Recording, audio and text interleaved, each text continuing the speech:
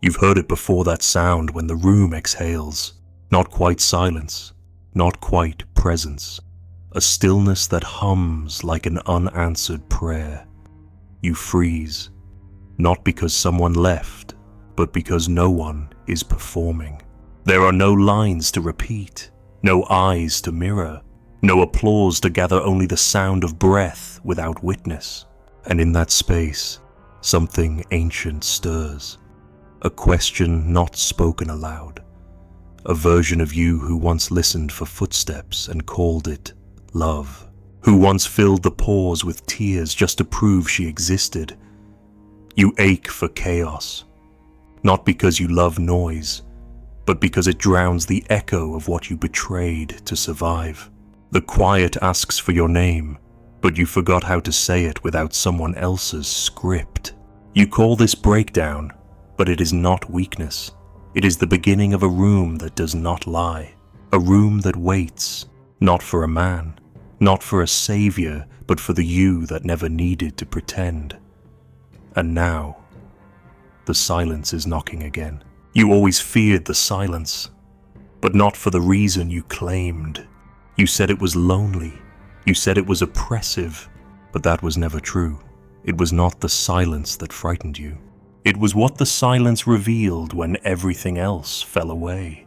The moment the last voice stops speaking, the last hand withdraws. The last light fades. Something stands up inside you, barefoot and uninvited. You recognize it instantly, though you've spent years pretending not to. It is not a ghost. It is not a demon. It is something worse, the self you abandoned in order to be loved. You fill your days with noise, even the sacred kind prayers, affection, performance, virtue, not because you are shallow, but because you are terrified of depth. Not your depth, but what might live down there. The silence has no mercy. It does not flatter. It does not respond. It watches. It waits. And in that waiting, you hear the first true thing in years, that you are not what you appear to be. You were born into a script already written. Be soft, but not weak. Be desirable, but not too bold. Be wise, but never louder than the man next to you. You followed it like scripture. You learned how to nod at the right time, smile at the right tone, apologize even when you didn't sin. And so, slowly, you became her, the acceptable version.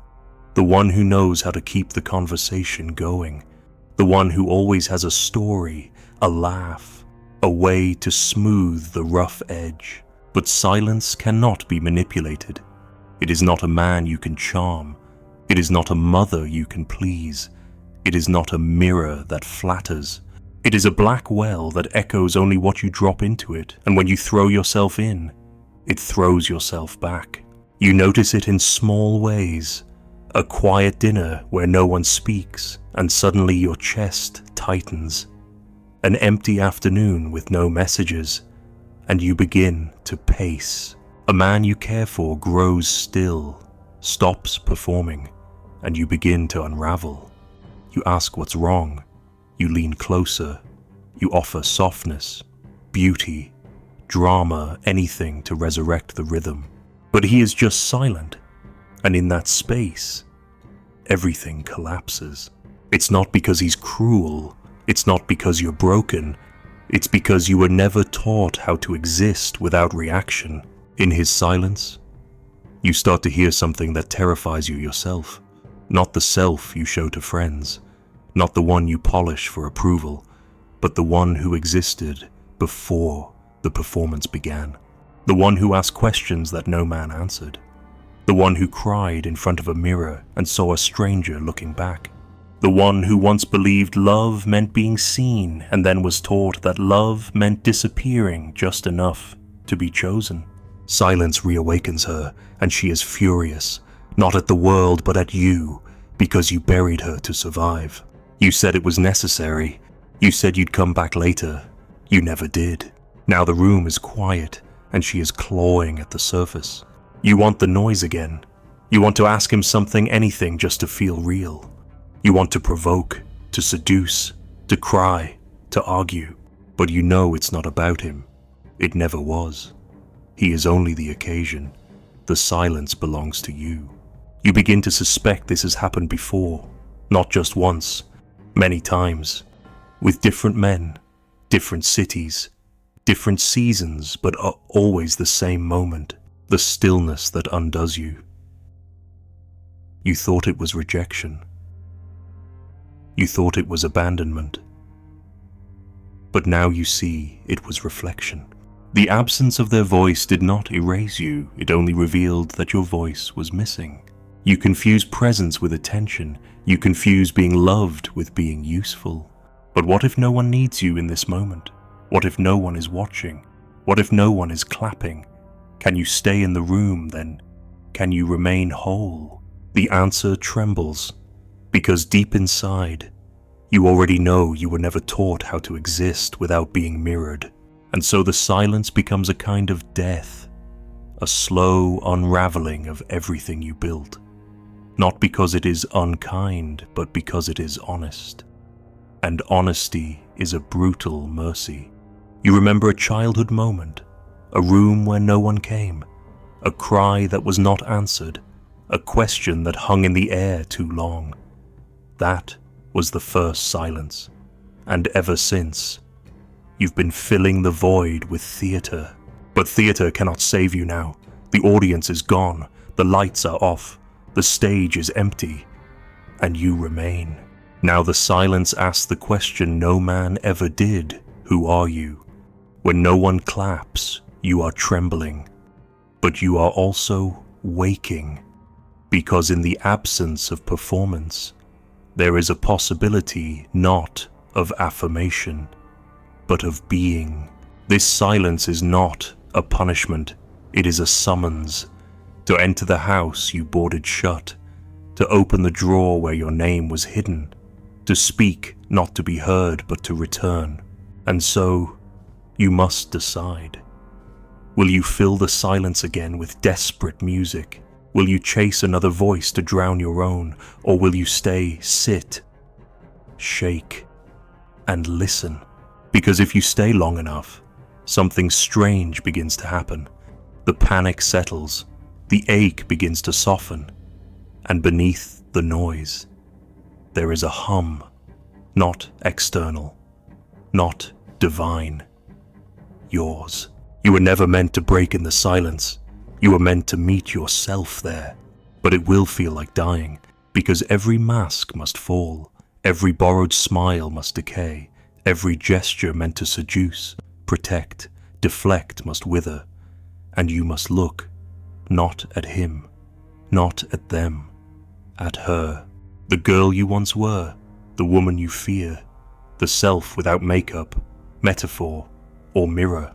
She is not angry, she is not broken, she is waiting, she does not ask for beauty, she does not demand love, she only asks that you stop abandoning her every time the room goes quiet. Now, once again, the silence descends, the room stills, the game ends, and you feel the scream rising in your throat, not of terror, but of recognition. Because this moment of collapse is not your destruction, it is your return. You have never truly seen yourself.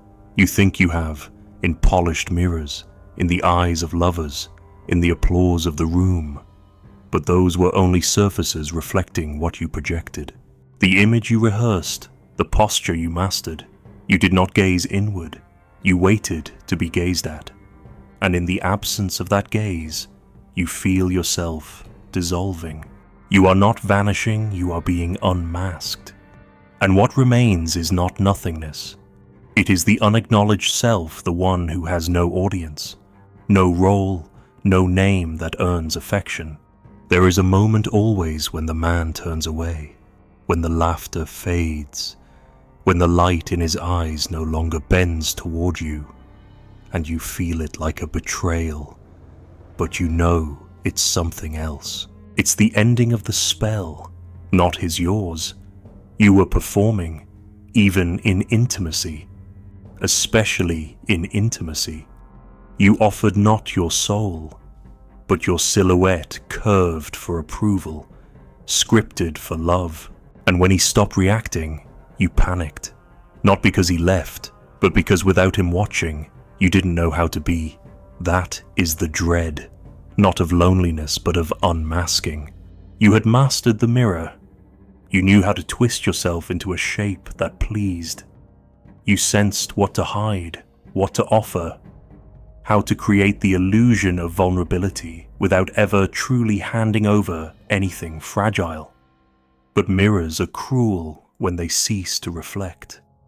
And this one, this silence, this man who does not respond, he is not punishing you. He is becoming still. And in that stillness, the mirror breaks. Now you stand before the shattered glass. No more angles, no more audience, no more light to catch the pretty lines of your practiced femininity. Just you and the absence. Do you see it yet? You never fell in love with him. You fell in love with the feeling of being seen. And when that faded, so did your sense of reality. You called it abandonment, but it was revelation. He stopped seeing you, and suddenly, so did you. The panic that rises in your chest is not heartbreak, it is vertigo.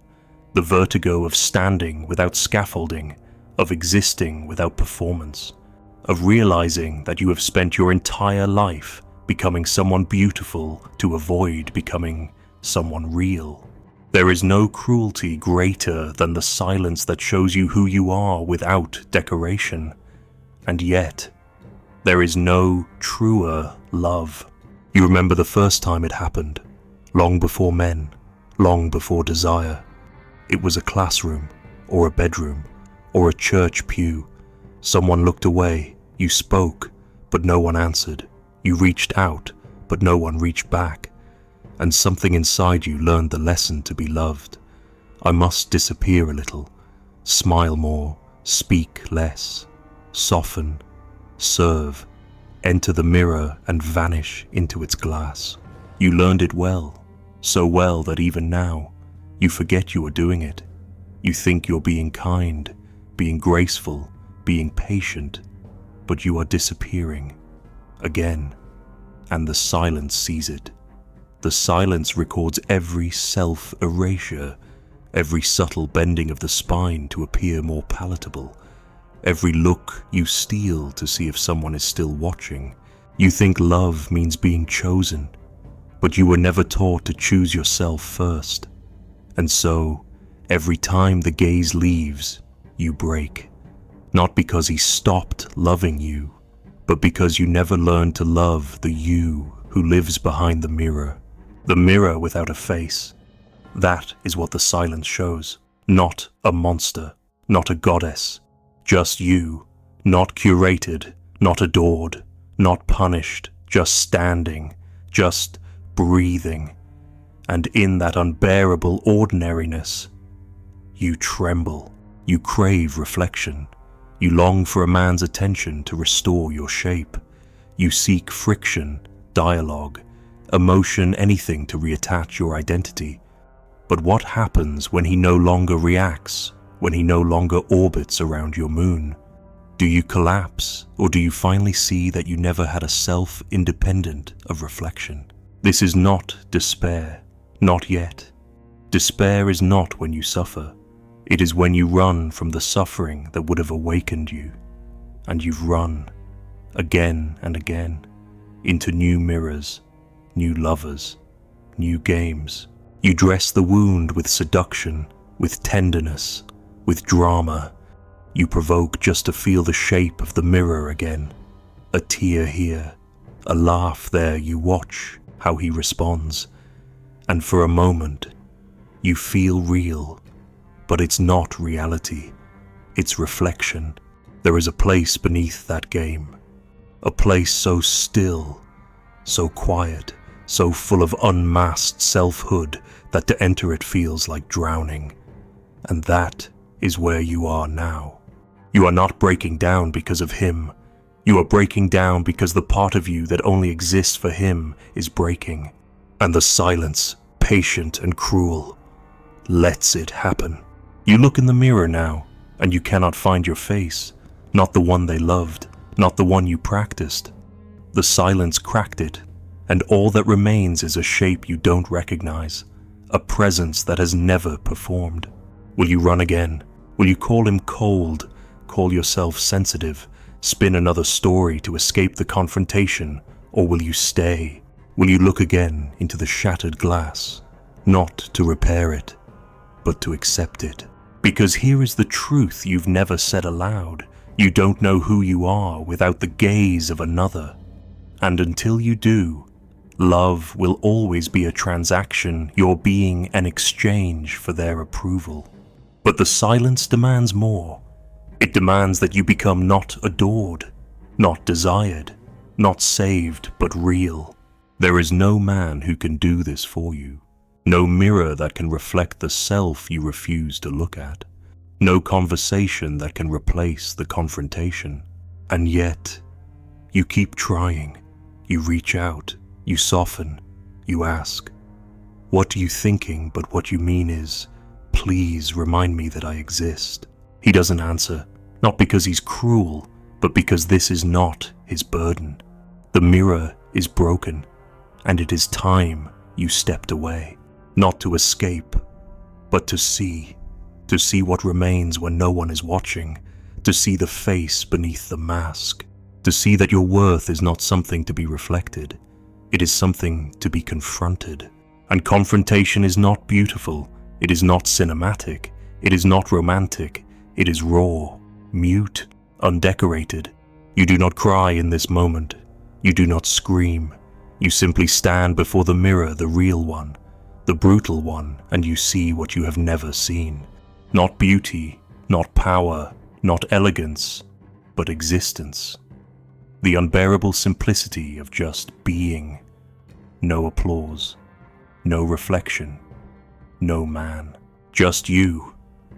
You called it love, but it was an arrangement, a performance purchased with silence, rehearsed with tears, sealed with sacrifice.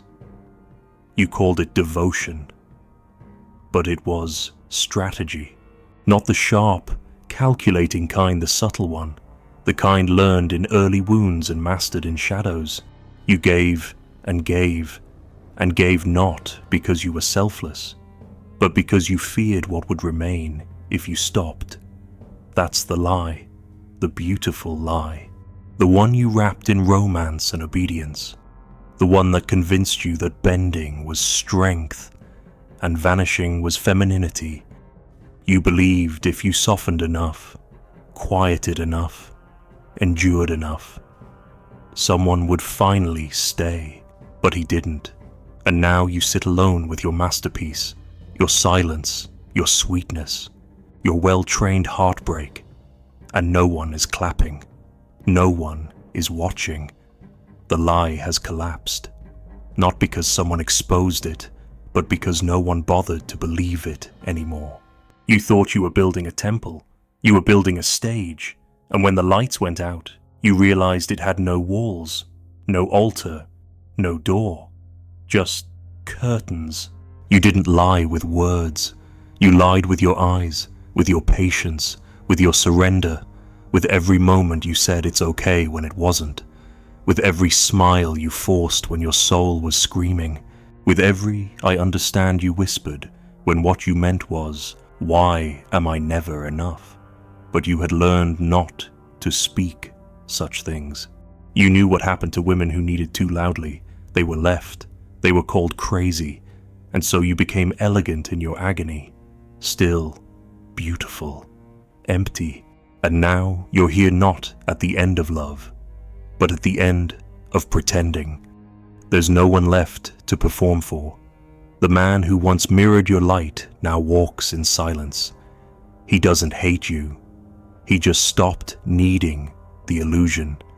And you are left with the unbearable task to live without the lie. At first, you want to rebuild it. Maybe if you're sweeter, smarter, stronger, maybe if you change your hair, your tone, your rhythm, maybe if you remind him what he's missing, But beneath that desperation, something darker whispers. What if he never wanted the lie to begin with? What if no one did? What if they only played along because you offered something easy to admire? What if the entire foundation of your love was not connection, but choreography? This is the moment that breaks most women. Not the heartbreak itself, but the realization that what shattered was never real, that she built her identity on a myth designed to keep her invisible, and she made it beautiful, and she made it holy, and now it is gone. You stand before the altar of your own undoing, and no one is coming to save you, not because you are unloved, but because the only one who can rescue you from this silence is the self you abandoned to become worthy. But she does not come when you cry. She does not come when you beg. She waits, stern, still, because she remembers the moment you left her behind the first time you lied to be loved. And now she will not return until you are willing to say it out loud. I was never chosen. I was only pleasing. Let the words rot in your mouth. Let them echo through the corridors of every false smile. Let them burn through the photographs, the rings, the soft memories you hoard like proof. Let them tear down the shrine, because until you speak it, you will remain her the woman who waits to be seen while slowly erasing herself. But if you dare, if you say it, then something happens. She stirs. The one beneath. The one before. The one without the beautiful lie. She does not offer comfort, she offers truth. She does not want the man back. She wants the mask gone. She does not ask for more performance. She demands presence. You are not ready, but you are done pretending, and that is enough. Now, when the room goes quiet, you do not flee. You stay, shaking, stripped, silent, and it is there, in the ruins of the performance, that you begin to hear a new sound.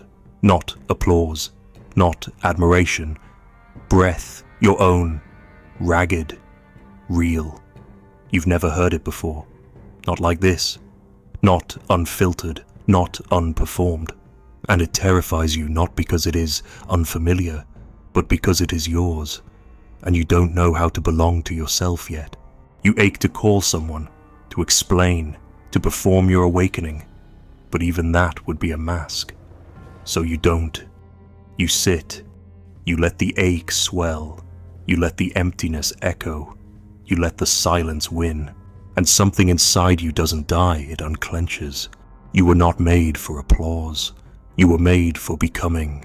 But becoming is not beautiful. It is not soft. It is not slow. It is a violence of self against illusion. And tonight, the illusion bled. You wipe your face. You look again. Not into the mirror, into the space where the mirror used to be. And you do not find a goddess. You do not find a victim. You find a woman. Just that. Just her. And for the first time, she is not performing.